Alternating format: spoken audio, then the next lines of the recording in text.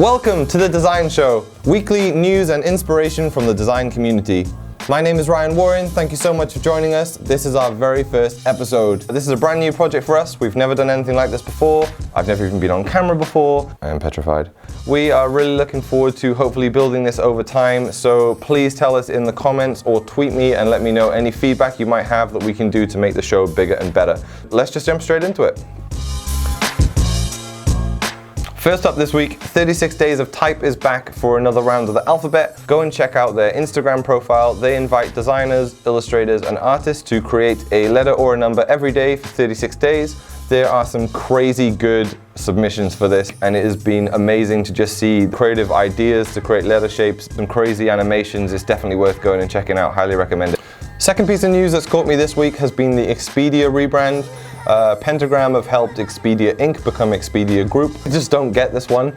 I love Pentagram, but this is a really weird rebranding. It's definitely very familiar, but I'm not sure it's in the way that they're intending it. If you read what Pentagram have to say about it, they say that it centers around this lowercase e that the designers have drawn in an aerodynamic letter form. For me, I just can't buy that. I don't know what's so aerodynamic about this.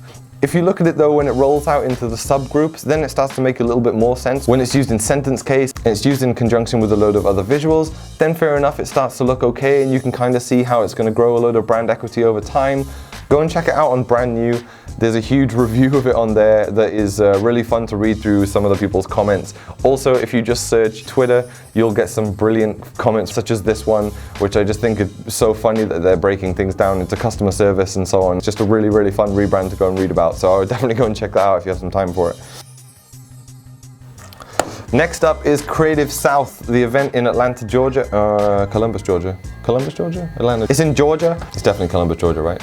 Columbus, Georgia, and they have opened up a live streaming ticket on their website. So if you're not able to make it, then you can go and purchase this live streaming ticket and you can watch it from anywhere in the world. I've always wanted to be able to go to this event.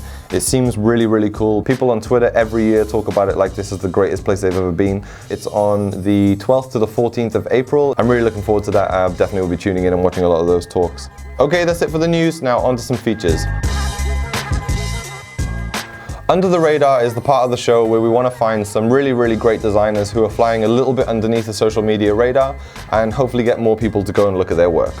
But we don't have any subscribers. How's this going to work? First up this week is a guy called Caneso out of Austin, Texas. He's a really great designer and typographer. I really like his use of bright colors in a lot of the work that he does. Everything's really sort of lively and playful and really fun. There's also some really clever uses of type. If you go through his Dribble profile, there's some really smart stuff in there as well, where he's combining different things together. But actually the coolest thing about Mark is that he can also do this stuff in bigger physical form. Check out these murals.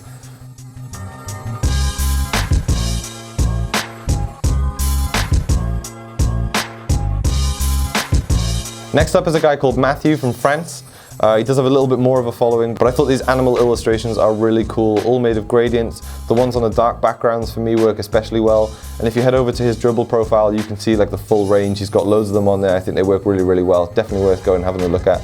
Also, some of his hard monogram work is really cool. Very high contrast stuff. I really like that. And especially this Y was a standout for me. I think the fluid nature of it is really nice. And lastly, we have a student from the Ukraine called Daria. I think she's a really versatile designer. I like some of her vector illustration work like this. Things that really caught my eye though were this brand identity that she's done for Lemire. I really love the textures and I really love the illustration style that she's gone for. She obviously shows that she can do a lot of different things. But the biggest standout for me by far was a combined student project that she did with the rest of her class. They animated the entire family of Gotham Pro, where each student took 4 individual letters. I'll play a segment from the video. Take a look at this.